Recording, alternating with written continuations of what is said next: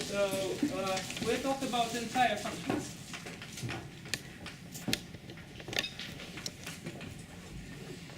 So definition, a function is entire if it belongs to holomorphic functions everywhere on complex numbers. So examples. First example is constant function. This is stupid. Second, any x to the n, I mean z to the n, for any n, and of course polynomials.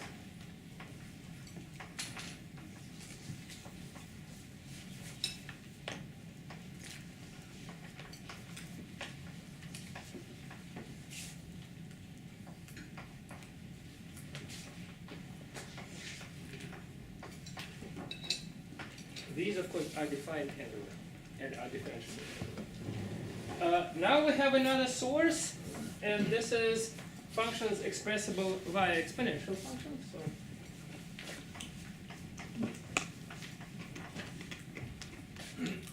and related functions, so sine, cosine. So these are functions whose power, so sums of powers here, sums of rapidly converging powers.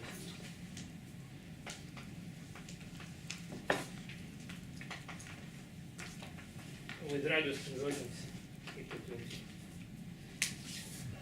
to so one obvious observation is that just by the rule of differentiation, if f and g are entire functions, then any linear combination is an entire function, and their product is also, by Leibniz rule, is entire. So this gives quite a list of entire functions. Certainly, if f and g, c to c entire functions,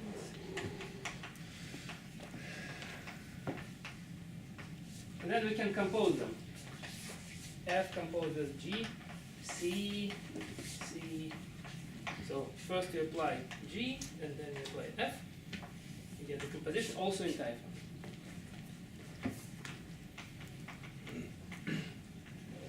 So looking at this, so this uses the rule of the chain rule of differentiation.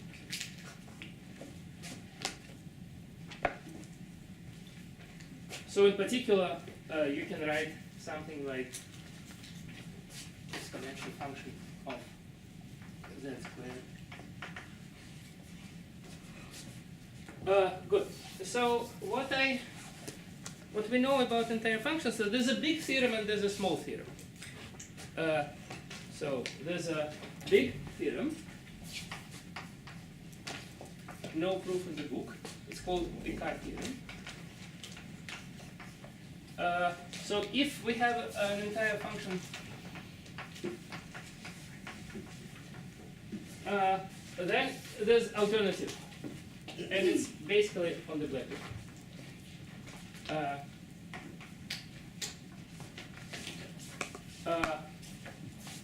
Either f is constant, or the image of f is the whole complex plane, or the image of there exists a unique point A in complex numbers such that the image of f is complement to this one unique point. So if you think about it, it's a very strict restriction. So So examples.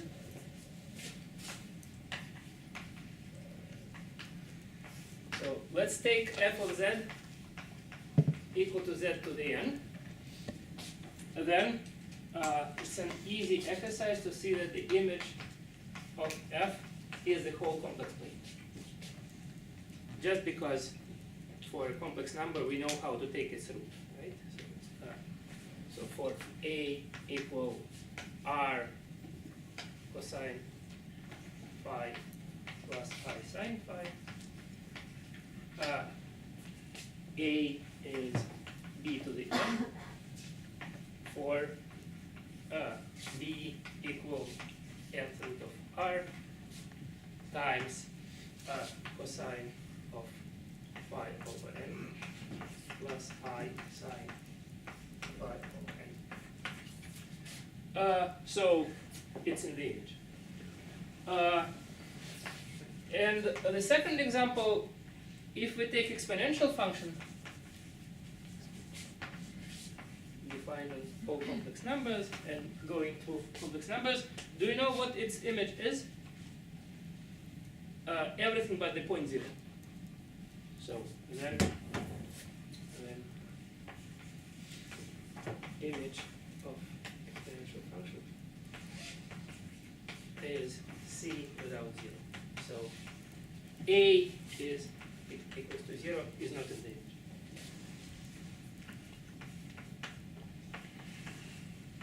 All others are in the image. And to see this, we'll actually study logarithm function very soon. So we will discuss logarithm function, which is kind of inverse function for exponential function in details.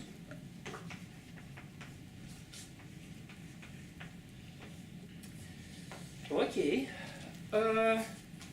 so this was a difficult theorem which we are not proving, but much weaker statement can be proved and is really easy, and that's what we'll do now. So there's a theorem by Liouville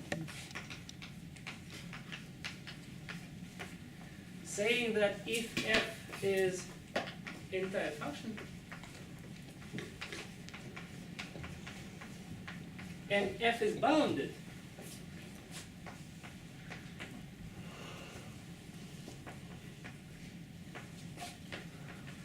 then f is constant.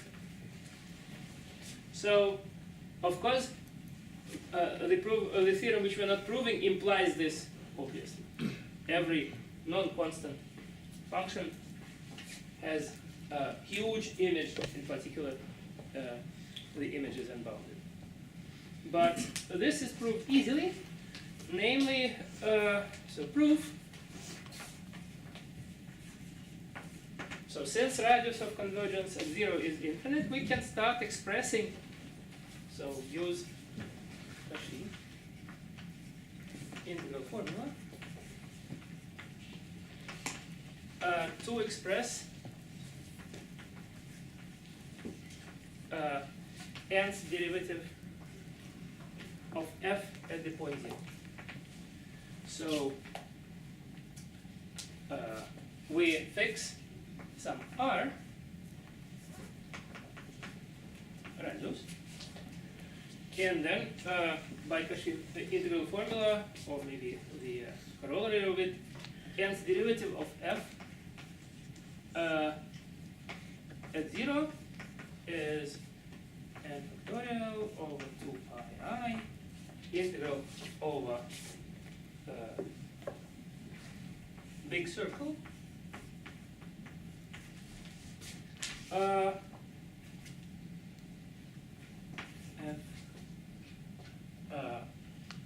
of z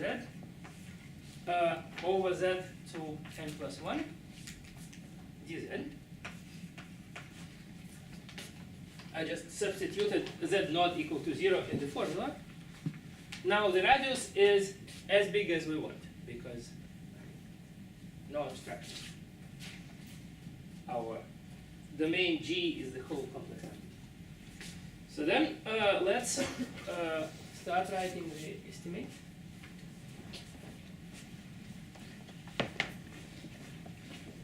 So then the absolute value of this derivative is certainly n factorial over 2 pi absolute value of this integral.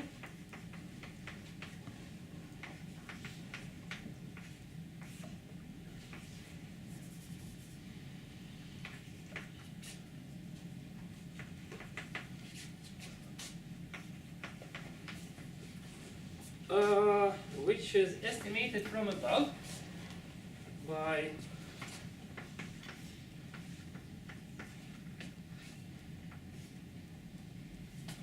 so then we by estimation formula the length of the circle times maximum of the function, which is m, and divided by, and this on the circle equals r plus 1. So we just write m plus 1, right? Because the distance from 0 to any point in the circle is exactly r. So, okay, so this equals n factorial. So this is 2 pi r m over r to the n. So here n is fixed, but r is our choice.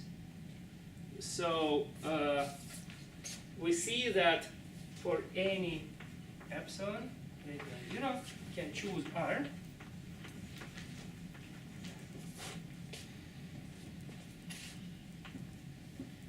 Greater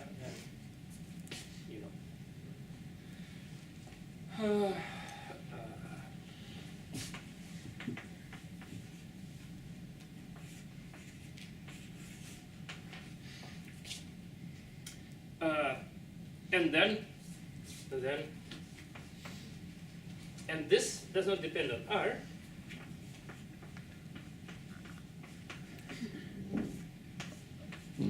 Is less than epsilon.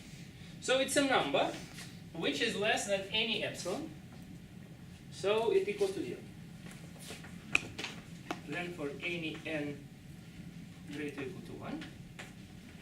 Actually we used that n is at least 1 because otherwise there would be no r in the numerator. So for n greater or equal to 1, the nth derivative of this function at 0 is 0. So then the whole series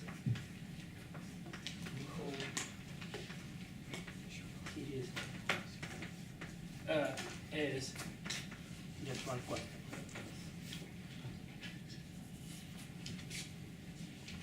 And we know that if power series of a function, power series of the function defines the function uniquely. So the function is this constant. Good. So we will use. So it was a very easy proof. So we'll use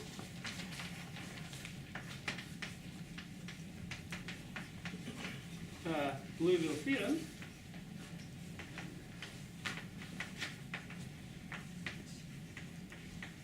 to study polynomials.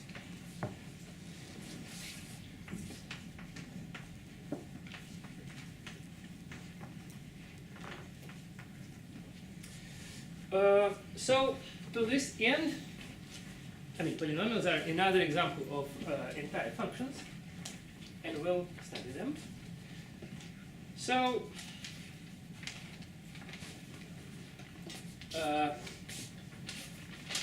there's a famous statement called fundamental theorem of algebra.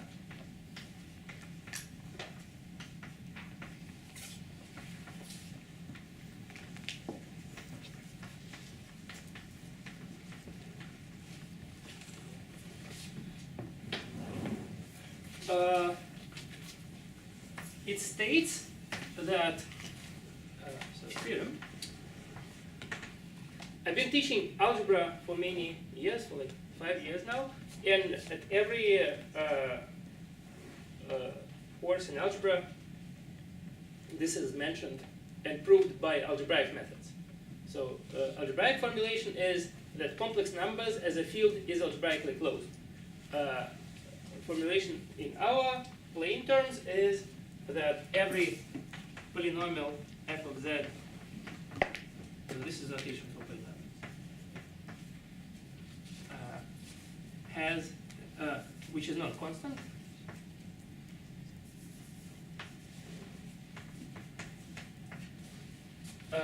then it has a root. There exists a in C f of a 0. Okay.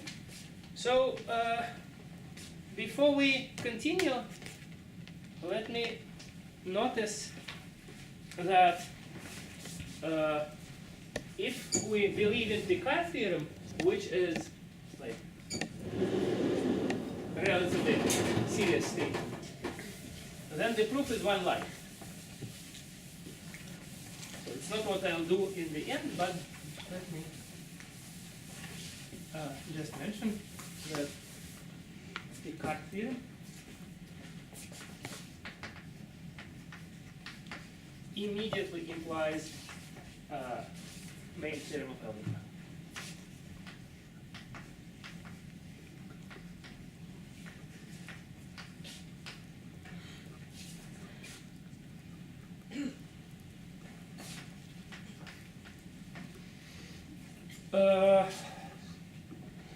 So namely,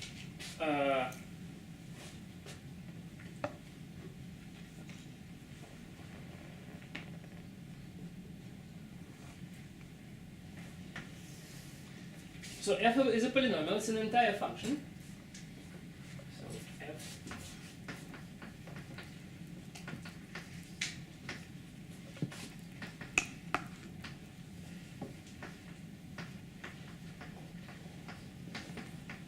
a polynomial.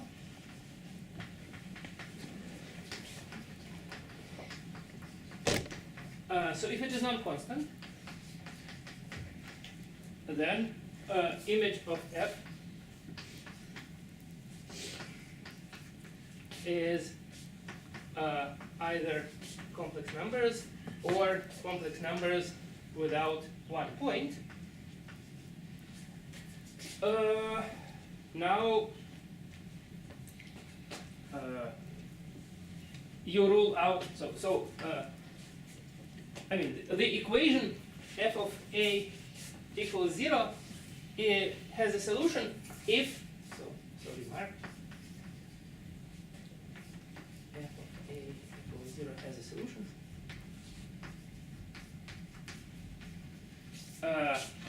if and only image of f contains 0. So then you easily prove that for any polynomial, image of f is everything, not c without a. Okay, so this is not what I wanted to discuss in detail. Instead, I'll use Liouville theorem. So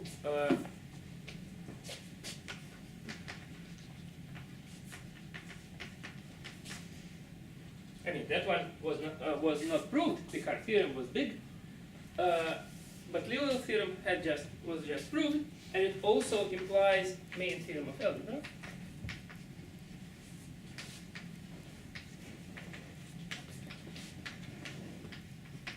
And let me prove it.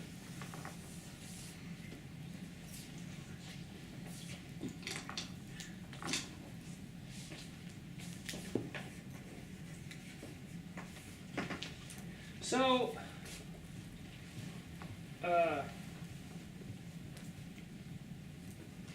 suppose not. Suppose that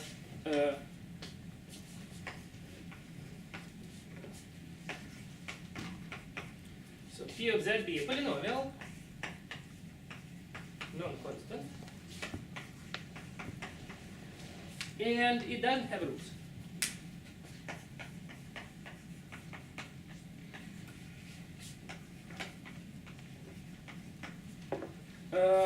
Good. Then continue. Then consider another function. So consider f of z,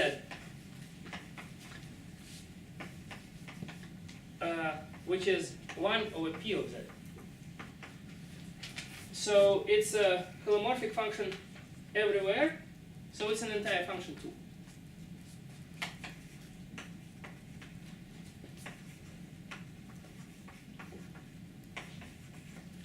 What we'll do, we will show that it is bounded.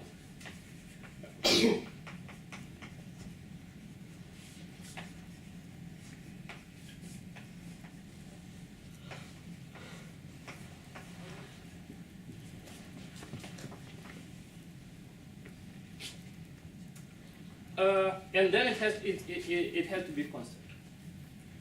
Thus, it has to be constant.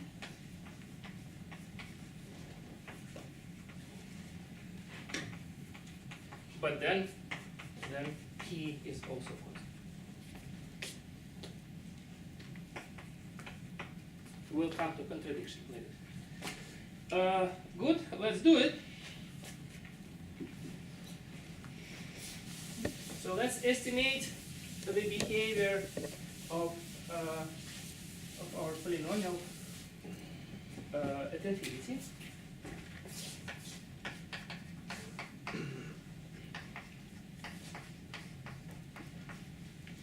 When z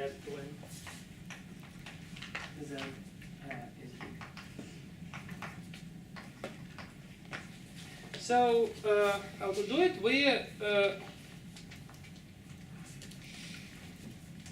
We write e of z as let's say a k z to the k plus a k minus 1 z to k minus 1 plus so on plus a0.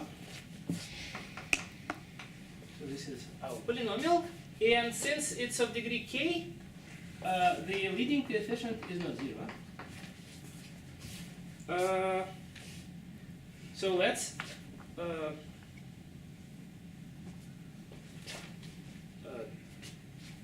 rearrange this. So p of z is a k z to the k, or maybe to the k times 1 plus a k minus 1 a k 1 over z plus so on plus a naught over a k 1 over z to the k. So what I want to say is that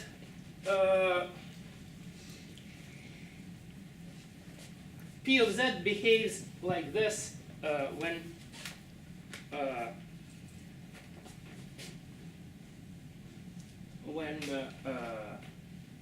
z grows to infinity. So let's divide.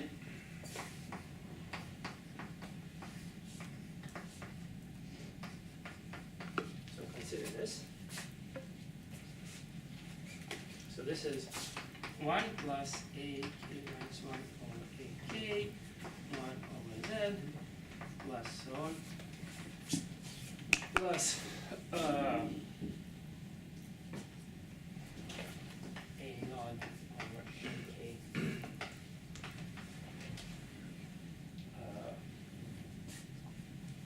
1 over z to the k. So what's clear is that the limit of the right hand side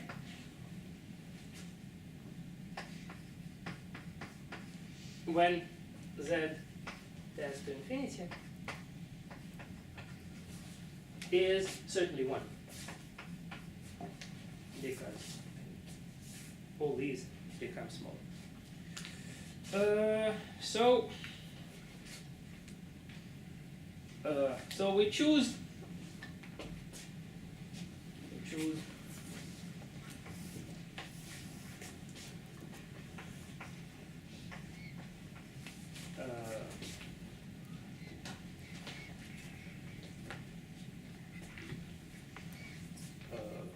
are big.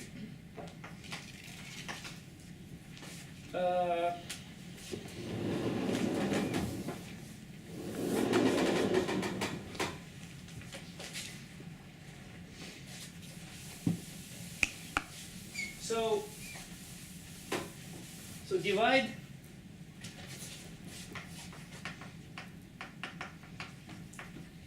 complex numbers into two parts. Say G in, which is complex numbers with absolute value less or equal than R, and G out, which is complex numbers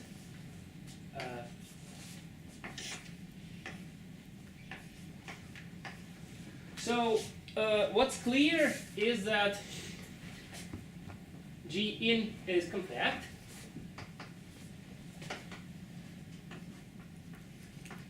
It's closed and bounded. So the function f of z, which is absolute values, which is 1 over absolute value of p of z, is bounded in G.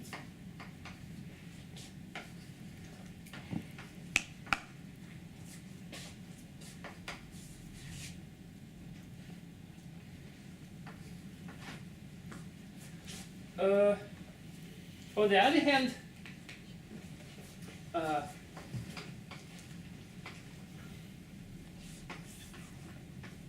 in G out, 1 over p of z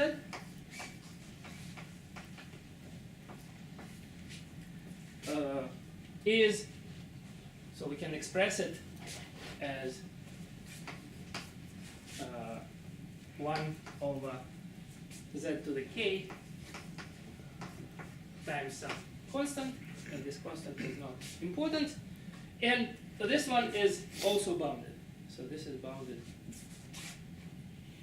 by r to the k.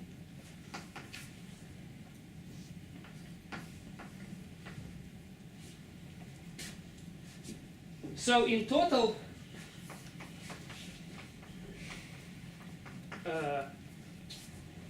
absolute value of f of z is bounded,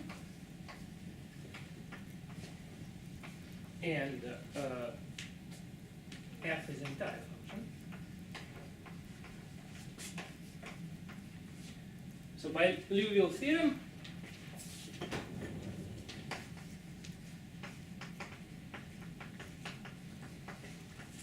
f is a constant.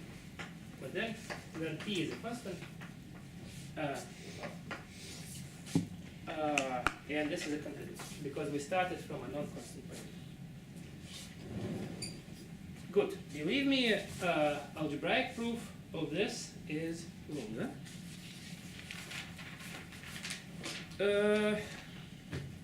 Now let's talk more about polynomials.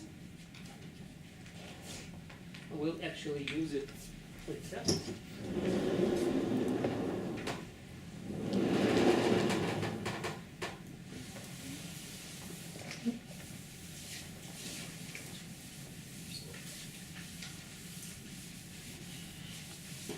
So division algorithm, so factorization of polynomials.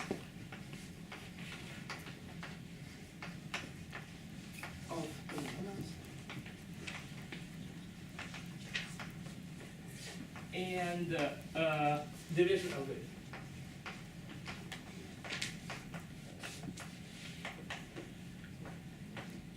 So the statement to which I'm aiming is the following. So it's a proposition. If f of z is a polynomial over complex numbers,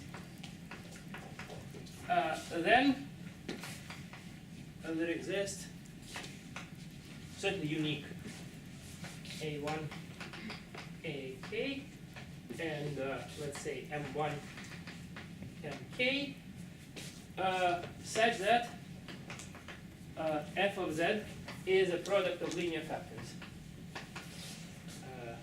Z minus a1 to m1, z minus ak to mk.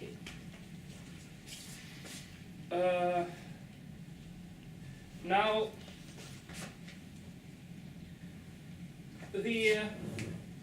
so let me show you how this is proved.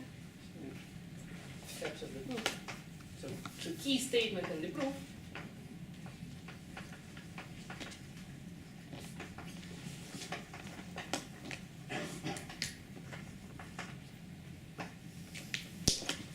Suppose that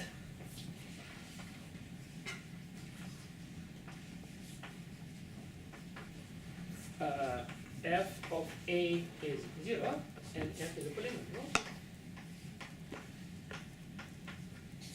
Then there exists g of z, also a polynomial,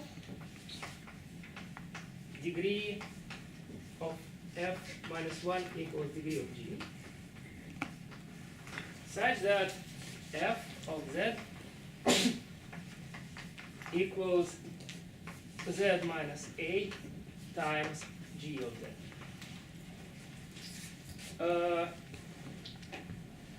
So I'll derive this from another statement, which is this division of polynomials.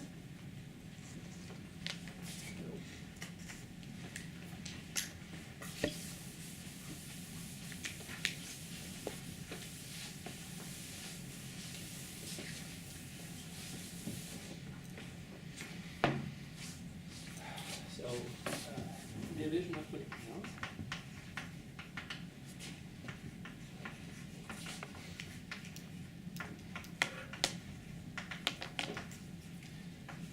So the book covers it, but I think you should know it from other sources like algebra or something.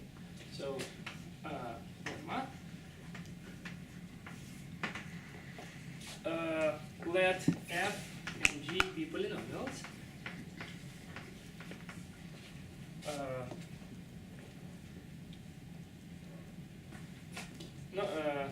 Non-constant and non-zero.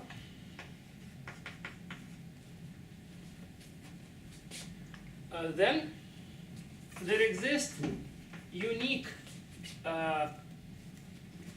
q of z and r of z polynomials.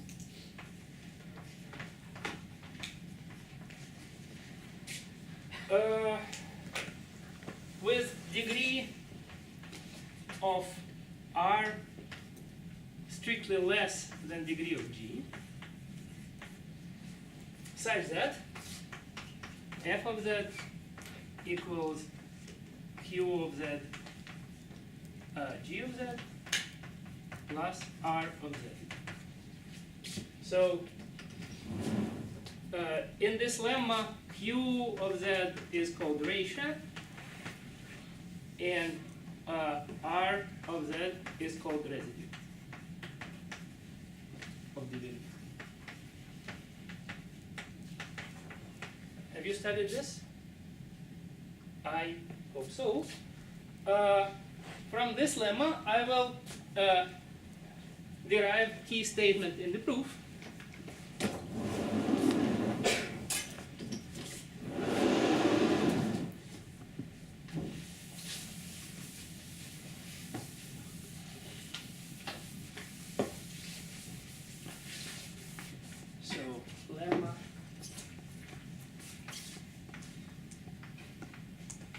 Implies key statement.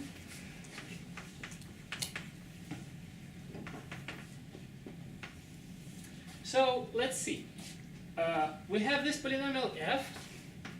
F of a is 0. Let's take g of z equal z minus a. Then apply the lemma.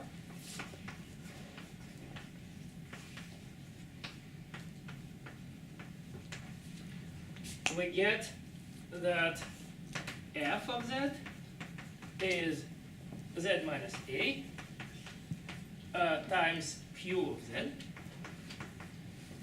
plus r. Now r should have degree strictly less than 1. So r is a constant. So r constant.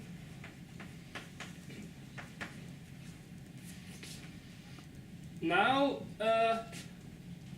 substitute a to left hand side. Certainly from this we get 0.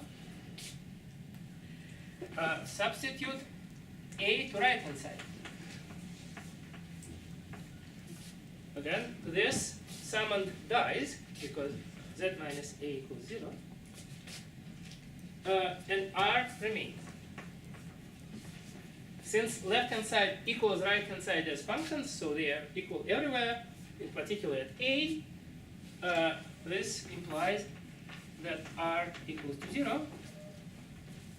So then we get that f of z equals z minus a, well, q of z in this notation. So how to derive the proposition itself? Well,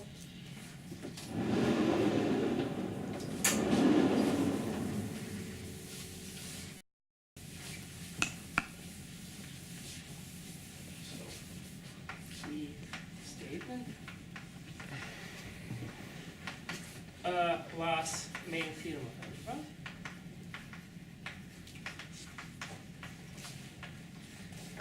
Imply the proposition.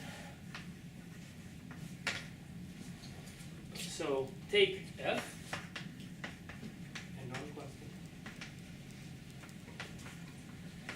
f of z. I put it in now. There exists a root. Now, by the key statement, f of z is z minus a. Let me write f1 of z.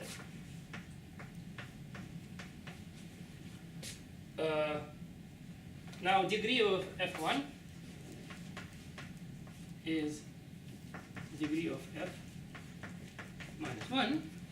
Now, if f1 is constant, we are done. I should put constant here, sorry. Of course, the leading coefficient can be equal to something else. So if f1 is constant, we are done. If not, apply main theorem of algebra to f1 and proceed. So at every step, the degree will drop by 1, and in the end, f of z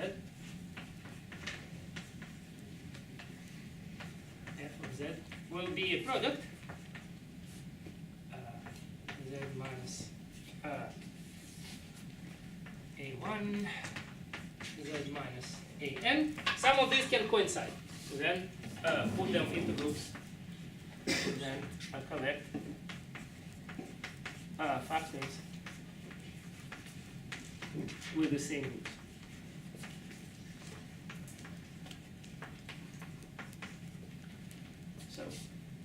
So that's how you get these exponents, m1, so on, m2. Good. So all this was clear and easy, provided we have main theorem of algebra and we have a complex analysis proof of it. So enjoy. Let's stop here.